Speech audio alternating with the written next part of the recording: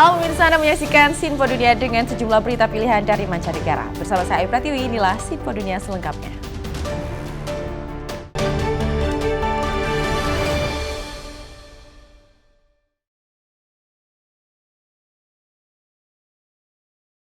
Kita ke informasi pertama pemirsa, semakin banyak negara bagian di Amerika Serikat melegalkan ganja baik untuk keperluan medis atau rekreasional. Akhir-akhir ini terungkap rupanya banyak sekali dampak dari legalisasi tersebut dan berikut informasinya. Kegiatan rutin bagi warga New York ini berubah menegangkan. He was doing his usual sniffing the ground and just looking at everything. And then when I got back to the apartment, about an hour later, he was non-responsive, was asleep, didn't move, and I woke him up and his eyes were really unfocused and his head was just moving like this constantly. Anjing pudel milik Colleen, Bondi, ternyata tak sengaja menelan sisa puntung ganja. You're walking your dog, you might notice that they're licking their lips or maybe they just grab something. Could it be a French fry or could it be the end of a joint? And sometimes it's the end of a joint and the people don't know. The drug THC is extremely toxic to dogs. They concentrate it in their bloodstream, it gets stored in their fat, and it affects their central nervous system. Dokter hewan mencermati insiden keracunan seperti ini meningkat tajam sejak legalisasi ganja. I see it growing, like 2 cases in the last month. This is something that really was 2 cases in a year previously. Menurut organisasi penyayang binatang American Society for the Prevention of Cruelty to Animals atau ASPCA, ada peningkatan tajam insiden keracunan sebesar 300% dalam 5 tahun terakhir. One, pot has become legal, which, is great, no issues there. But there are, a lot of people who just litter or probably really importantly not aware. I mean, I didn't know this could happen, didn't hear of it. Ohio adalah negara bagian terakhir yang melegalisasi ganja untuk kegunaan rekreasional. Bagi kepolisian setempat, ini berarti harus mempensiunkan seluruh anjing pelacak narkoba yang telah dilatih untuk mengendus marijuana alias ganja. If they smell that and the person is saying, yes, there's marijuana in the car and they run their dog anyways, the dog indicates because of the marijuana, and then maybe they find something else. Well, theoretically, the search is thrown out now because they've imprinted on marijuana and because of that. Untuk melatih anjing baru perlu biaya ribuan dolar. And the fact that we're going to need 300 canines like overnight in Ohio, the demand for dogs and for training is going to be at a premium. Sebuah proposal digulirkan di Dewan Negara Bagian untuk mendanai pelatihan anjing baru. Ditambah lagi subsidi bagi anggota kepolisian yang ingin mengadopsi anjing yang dipensiunkan. Ohio bersama dengan Minnesota dan Delaware adalah negara bagian terakhir yang melegalisasi ganja untuk keperluan rekreasional. Saat ini, hampir separuh negara bagian di Amerika dan juga wilayah seperti daerah khusus ibu kota Washington DC yang telah melegalkan ganja untuk keperluan rekreasional. Sementara lebih banyak lagi yang membolehkannya hanya untuk alasan medis. Termasuk yang terakhir melegalkan untuk alasan medis adalah Kentucky. Dari Washington DC, saya Nova Purwadi dan tim VOA. Suhu ekstrim mengakibatkan anjloknya produksi minyak zaitun di Spanyol. Rendahnya tingkat produksi terjadi di tengah naiknya permintaan global yang memicu lonjakan harga minyak zaitun dunia. Ini kekeringan terburuk yang dialami para petani Spanyol sepanjang hidup mereka, ditambah gelombang panas mematikan dan kebakaran hutan di seluruh Eropa. Perubahan iklim mempengaruhi cuaca dan bukan dengan cara yang baik menurut para ilmuwan dan para pemimpin di seluruh dunia. And we saw the chaos and carnage of extreme weather from Slovenia to Bulgaria and right across our union. This is the reality of a boiling planet. Cuaca ekstrim mengganggu produksi minyak zaitun di Spanyol, yakni produsen terbesar di dunia yang menyediakan sekitar setengah dari pasokan dunia. Spanyol menggabungkan metode penanaman zaitun tradisional dengan inovasi modern sehingga menghasilkan minyak zaitun berkualitas tinggi yang dikonsumsi di seluruh dunia. Tahun lalu menjadi tahun terpanas yang pernah tercatat di Spanyol dan 2 panen terakhir hanya mencakup sekitar setengah dari panen tahun-tahun sebelumnya. Kekeringan mencemaskan para produsen yang tidak memiliki harapan bahwa panen tahun depan akan lebih baik. Harga minyak zaitun Spanyol naik 2 kali lipat dalam 2 tahun terakhir karena kurangnya pasokan. And this is the reality, which means low production, the demand still is strong, and the prices are going up. Permintaan global akan minyak zaitun Spanyol meningkat setiap tahun karena semakin banyak orang menyadari manfaatnya bagi kesehatan. Namun pohon zaitun membutuhkan air dan kekeringan telah memicu perdebatan tentang siapa yang harus mendapatkan prioritas untuk sumber daya berharga yang semakin langka ini. In Spain, right now, we have a big demand of water. The drought is extreme. In olive oil, we need water. And for us as farmers, it's a shame to see the golf courses. Organisasi Meteorologi Dunia mengatakan planet Bumi masih jauh dari pencapaian target iklimnya dan respons global masih jauh dari harapan. Sementara di Spanyol, produsen minyak zaitun Edward Pons dan para petani lainnya mengatakan perdebatan mengenai penggunaan air perlu ditingkatkan untuk melindungi sumber daya air yang semakin menipis ini. Dari Arlington, Virginia, saya Helmi Yohanes dan tim VOA. Ekspor buah-buahan Taiwan ke Tiongkok terhambat akibat pembatasan impor oleh Beijing. Banyak petani buah Taiwan merasa terperangkap dalam ketegangan politik antara Beijing dan Taipei. Beberapa tahun terakhir ini merupakan tahun-tahun yang sulit bagi Sao Yanqing. Tanaman utamanya adalah buah tropis manis yang disebut Atemoya. Atemoya sangat cocok tumbuh di iklim hangat di Taiwan Selatan. Buah ini juga sangat sesuai bagi konsumen di Tiongkok yang biasanya membeli hampir 90% Atemoya. Namun Tiongkok menghentikan impor Atemoya 2 tahun lalu saat berlangsungnya ketegangan politik dengan Taiwan. Beijing menuduh buah tersebut mengandung serangga. Banyak orang di Taiwan melihat adanya motivasi politik di balik hal ini.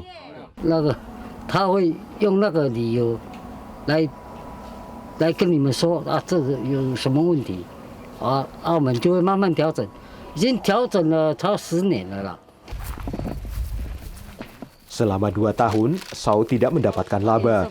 Tiongkok mencabut pembatasan pada bulan Juni lalu, namun pasar masih belum sepenuhnya pulih. Di tengah ketegangan, Tiongkok juga melarang buah-buahan Taiwan lainnya. Dalam setiap kasus, alasannya adalah tindakan pencegahan keamanan hayati. Ketidakstabilan ini telah berdampak pada sejumlah bagian industri buah Taiwan. Lai Siyao memiliki pasar grosir buah-buahan. Menurutnya, Tiongkok sedang mencoba menciptakan ketergantungan untuk mendapatkan kendali politik. 他们有缺台湾这几样水果吗？他们根本不缺啦。东南亚也有很多生产水果，凤梨的、香蕉的啦，都有啊。那他们为什么要进口？ Tiongkok sering menyangkal adanya motivasi politik dalam tindakan ekonominya terhadap Taiwan. Tapi terkadang Beijing lebih eksplisit mengaitkan langkah itu dengan tindakan yang disebutnya sebagai kekuatan kemerdekaan Taiwan. Menurut analis, ini adalah bagian dari pola yang lebih besar dari Tiongkok yang telah lama diterapkan untuk mempengaruhi Taiwan. 我把市场的大门打开，然后给你甜头，然后当你产生依赖以后，我就可以随时对你处置嘛。你听话我就继续给你，不听话我就 shut down， 然后就是杀你。 Bagi banyak warga di wilayah pertanian ini, adanya ketidakpastian menimbulkan kekhawatiran. Karena bila hubungan dengan Tiongkok memburuk, maka akan lebih sulit bagi mereka untuk mengekspor buah ke Tiongkok. Banyak petani buah Taiwan ini menghadapi pilihan yang sulit karena mereka terjebak di tengah ketegangan antara Beijing dan Taipei. Dari Arlington, Virginia, saya Helmi Yohanes dan tim VOA. Sebuah perusahaan yang didukung organisasi Nirlaba membantu mengembangkan mekanisme pertanian di Afrika. Kolaborasi ini mendorong para petani kecil menggunakan traktor untuk bertani, sehingga meningkatkan penghasilan petani secara signifikan. Sebuah traktor baru tiba di ladang Hello Tractor di Kenya dan menjadi pertanda meningkatnya permintaan karena musim tanam yang sedang berlangsung. Traktor-traktor ini disediakan untuk membantu para petani kecil mengolah dan mempersiapkan lahan mereka. Menurut Hello Tractor, mereka telah melayani lebih dari 100.000 petani di Kenya selama 3 bulan pertama tahun ini. Petani padi ini adalah salah satu dari sedikit petani saat ini yang menyewa traktor seharga $150 untuk mengolah lahan seluas 5 hektar. Dengan memakai traktor dan peralatan pertanian mekanis lainnya, petani ini mengaku bisa menghasilkan 200 karung beras dibanding hanya 2 karung ketika ia masih memakai cangkul untuk menanam. Singa imenisaidia sana kwa sababu ya kwanza napata chakula mingi ambayo inaweza uza pia. Vile vile imeleta uhusiano mzuri kwa jamii kwa sababu tinga inalimia watu wengi safari moja. Inamaanisha food security tuko nayo ya kutosha. Menurut Heifer International, akses terhadap traktor di Kenya, Nigeria, dan Uganda telah meningkatkan pendapatan petani kecil hingga lebih dari 200% dan meningkatkan hasil panen jagung mereka hingga 88%. Organisasi nirlaba yang berpusat di Amerika Serikat ini berkolaborasi dengan Hello Tractor sejak 2021 ketika mereka menginvestasikan $4,5 juta untuk mengembangkan infrastruktur mekanisasi pertanian di Afrika.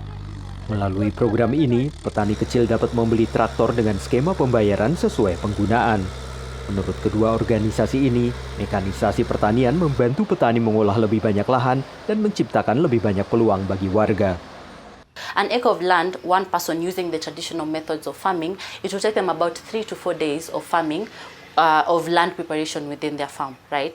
But if you're looking at mechanization services, say we're looking at reaping, it takes the tractor owner about 2 to 3 hours, and they're able to prepare the land for cultivation, and that saves a huge amount of time. So we're looking at reduced cost from 3 days to 3 hours. We also looked at other impact that came with this kind of arrangement. We had youth in the community, youth and women that got opportunities to earn their livelihood. We had youth who are working as booking agents. They are able to connect farmers with the tractors through Hello Tractor app, and they are able to book and aggregate this land. Meski sejumlah petani Afrika telah mengadopsi mekanisasi pertanian dan menyadari manfaatnya, banyak yang masih mengandalkan metode tradisional seperti membajak dan melakukan panen secara manual. Hal ini membatasi kemampuan mereka untuk mengolah lahan yang luas dan mengakibatkan kemiskinan. Menurut Hello Tractor, yang juga menyediakan traktor untuk petani di Nigeria dan Uganda, mereka berharap layanan mereka akan membawa para petani menjadi jauh lebih makmur. Dari Arlington, Virginia, saya Helmi Yohanes dan tim VOA. Terima kasih masih bersama kami dalam Sinpo Dunia. Pemirsa, gelombang cuaca panas terjadi di sejumlah kota di Amerika Serikat. Akibatnya banyak tunawisma tercekik cuaca panas ekstrim, termasuk di kota Miami, Florida. Pagi yang panas di Miami, Florida. Francisco Sotolongo berusaha melindungi diri dari panas yang menyengat.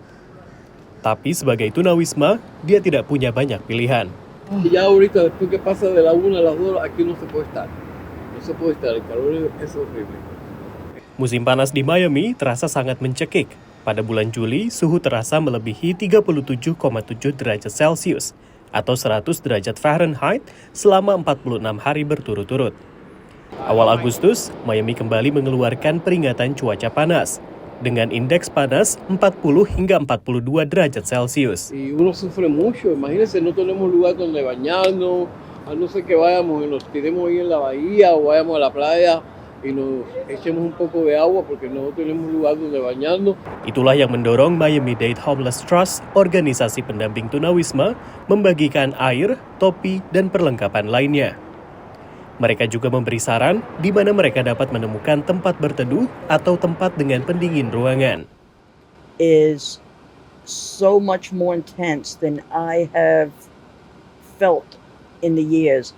I'm watching these individuals out here suffer mild heat strokes, having to be rushed to the hospital. It's unbelievable what the heat is doing. We give out so much waters and it's still not enough. Didi jadi pekerja sosial karena anak laki-lakinya jadi tunawisma setelah mengalami masalah narkoba dan kesehatan mental. Pengalamannya membuat ia ingin membantu sesama. He was bipolar, and occasionally, I guess, when he was feeling low, he self-medicated in order to feel normal, and therefore that led to homelessness because you have the mental disorder first, then you get into the drug addiction, and then you find that you can't afford it, so you end up out on the streets. Ini memang bukan solusi jangka panjang. Banyak organisasi sosial mengalokasikan dana untuk menyediakan tempat tinggal bagi tunawisma. Namun program membagikan air ini menjadi solusi sementara untuk mencegah hal yang lebih parah seperti hipertermia yang bisa mengancam jiwa. But when you have a day like today, where you get a feels like potential of 105 to 110, you know you have to help those with a hand up, not a handout. You've got to take care of those that are the least, the lost, the last, and the forgotten. Dia berharap semakin besar dana yang digelontorkan untuk membantu para tunawisma, supaya bisa meninggalkan kehidupan jalanan.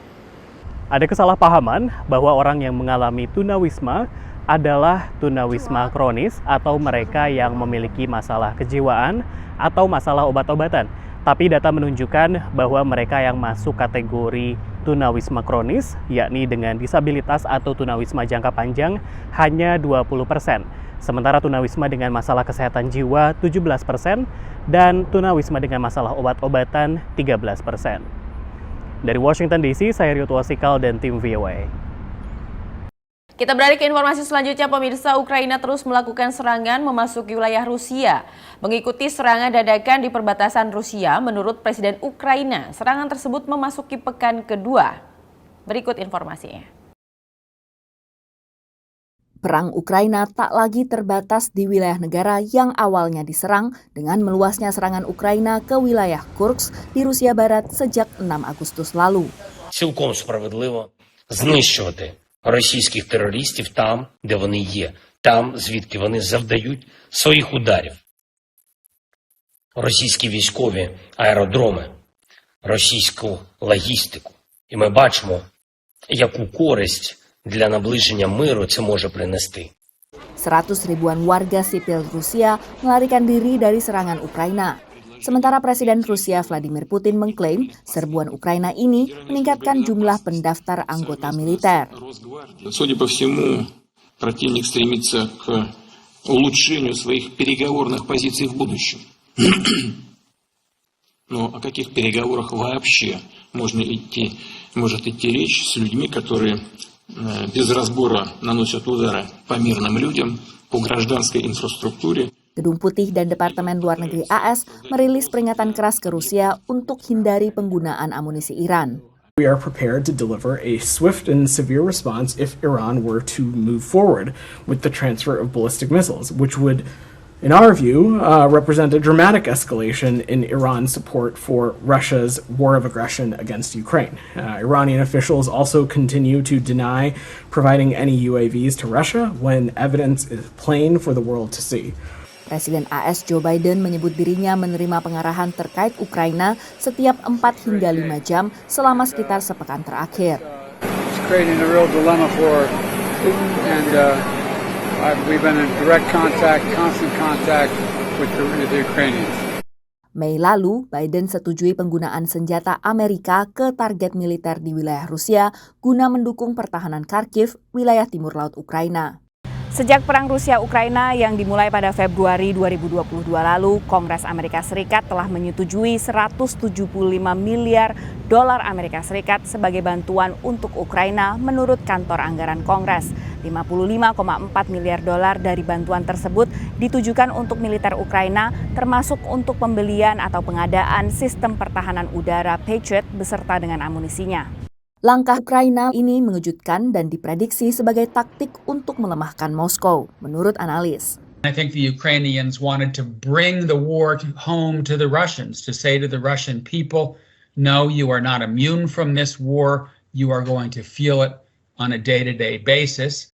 Senin lalu, Jerman memberikan izin kepada Ukraina untuk menggunakan alutsista yang disediakan negara anggota NATO dalam serangan di Kursk. Dari Washington DC, Virginia Gunawan dan tim VOA. Pemirsa, makan sendirian di restoran selama ini dipandang aneh, menyedihkan, atau bahkan tabu. Sebuah restoran mewah di London bahkan sempat meminta pengunjung yang datang sendirian untuk bayar double. Tapi belakangan ini semakin banyak orang yang datang ke restoran sendirian dan industri restoran pun menyesuaikannya. Parisa, seorang peneliti medis dari San Francisco, negara bagian California, telah menikah dan punya banyak teman. Tapi sekali-sekali ia memilih makan di restoran sendirian. I'm a very sociable person. I have so many friends. I love spending time with them. But I also like to have some time just by myself, and sometimes even going to a nice restaurant and having a very nice meal. I mean, it's very enjoyable just by yourself. Fenomena solo dining, bersantap sendirian di restoran, dulu cenderung dipandang aneh. Dan industri restoran kurang suka karena orang yang bersantap sendirian menghabiskan satu meja yang mestinya bisa digunakan pasangan atau serombongan tamu. There was certainly a period of time when there was no solo dining. Over the years, I've seen it become more and more popular, sort of as the stigma of dining alone has faded, but it's certainly accelerated post-pandemic. Selama darurat pandemi, interaksi sosial banyak diganti dengan interaksi lewat smartphone. Seeing a single person sit in the dining room, enjoying the experience, going out of their way to have the experience, and they're there simply for the food and the service and the ambiance, makes me really happy. So, yes, we could probably ring the cash register a little bit more if another person was sitting there, but I'm honored to have single diners in the dining room.